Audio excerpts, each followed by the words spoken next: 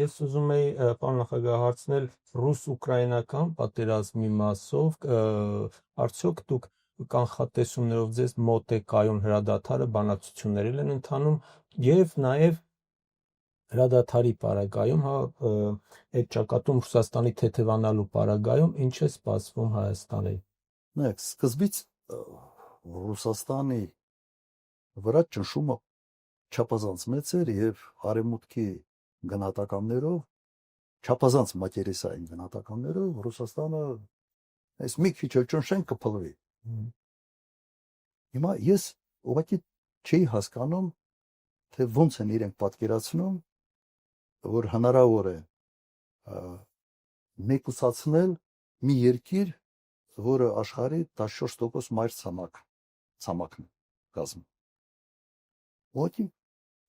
անհնար է։ Մեկը Ռուսաստանի սահմաններին որ նայեր, պետք է հասկանար, որ այդ երկիրը մեկուսացնել չես կարող։ Դու քեզ ես մեկուսացնելու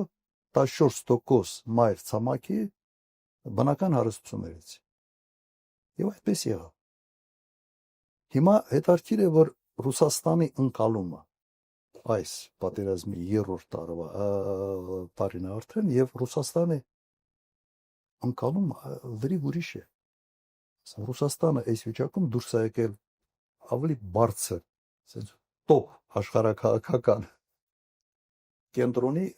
երկրի կարգավիճակի մեջ է դուրս եկել։ Ասես կարող է պարադոքսալ թվա, բայց Ռուսաստանը ցույց տվեց, որ ինքը գրեթե ասես պրոքսի պատերազմը ՆԱՏՕ-ի հետ հաջողությամբ վարում է եւ դա Ռուսաստանի ընկալումը ամբողջ աշխարհում լրիվ ուրիշ մակարդակ է բերած։ Մեկ լինում է, չէ, որ ինչ որ թվացալ վատ բանը միլուցե շատերի համար անսպասելի ձևով բերում է լրիվ այլ կարգավիճակ, այդպես եղավ։ Հիմա հաջողության կասնեն թե չէ այս վերջի այս փուլը բանակցային շատ դժվար է լինելու։ Ես հակասություններ այնքան շատ են, հիմա այդ 4 մարզը, 2 հանրապետություն, մի հատ մարզը ընդգրկված են Ռուսաստանի սահմանադրության մեջ եւ ընդգրկված են Ուկրաինայի սահմանադրության մեջ։ Ակնհայտ է, որ Ուկրաինան չի կարողանալու դրանցից հրաժարվի, Ռուսաստանը երբեք դա չի անելու։ Ամենից շատը ինչ որ տեսնում եմ, հնարավոր է որ սառեցվի այս շփման գծով։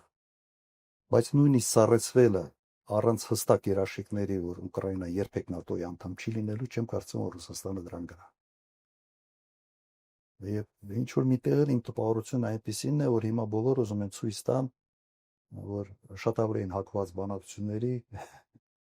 քան իրականում հակված են։ Եվ հատկապես ուկրաինական Տրամպի որոշ հայտարարություններից հետո այստեղ ակնհայտ է, որ ասած մրցակցություն է գնում, թե ով է ավելի շատ ուզում, որ հաստատվի խաղացում։ Բայց խնդիրները սրա մեջ է, հակասությունները չափազանց մեծ են։ Եվ իրենց համար դժվարությունը եվրոպացիների համար եւ ինչի են մի քիչ նյարդացած, հատկապես ֆրանսիացիք եւ բրիտանացիք, որովհետեւ սկզբում հայտարարությունները անպանգորքոր հայտարարություններ են։ Ասում էին, որ պետք է ստրատեգիական պարտության մատնվի Ռուսաստանը։ Սա են ասում։ Եվ ընդհանրապես մի անգամ ասել էի վերջին ամուլի ասելիս ժամանակ, որ Եվրոպան ունի լուրջ առաջնորդության ճգնաժամ։ Մարդիկ sense կորվա ոնց որ լայքերով բանով են ապրել։ Մի քանի տարի sense առաջ մտածող չկա։ Այս պահին ընտրությունից ընտրություն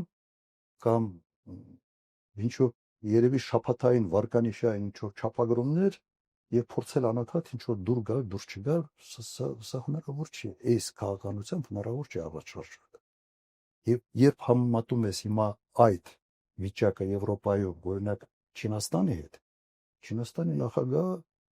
ոնց ասեմ, համեմատության եզրեր չկա, կամ Ռուսաստանի նախագահի հետ համեմատության եզրեր չկա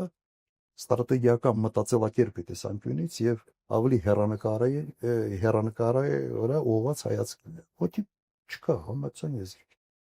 Սա իսկապես առաջնորդության ճգնաժամ է Եվրոպայում։ Ես հիմա այդ լավատեսությունը դեռ չունեմ։ ինչ որ մի պահ կանգնելու է, որովհետեւ կողմերը միշտ փոխնում են պատերազմից եւ մի պահ գալիս է, որ այդ մոտիվացիան կանգնելու ավելի մեծ է լինում, քան շարունակելու մոտիվացիան, բայց մոտեցումները չափազանց տարբեր են այլևս։ Ոնց պիտի բերեն, իմի բերեն, դժվարանում ասել, բայց սառեցումը ինչ որ հնարավոր եմ տեսնում։ Ինչ որ մի գծի վրա սառեցում։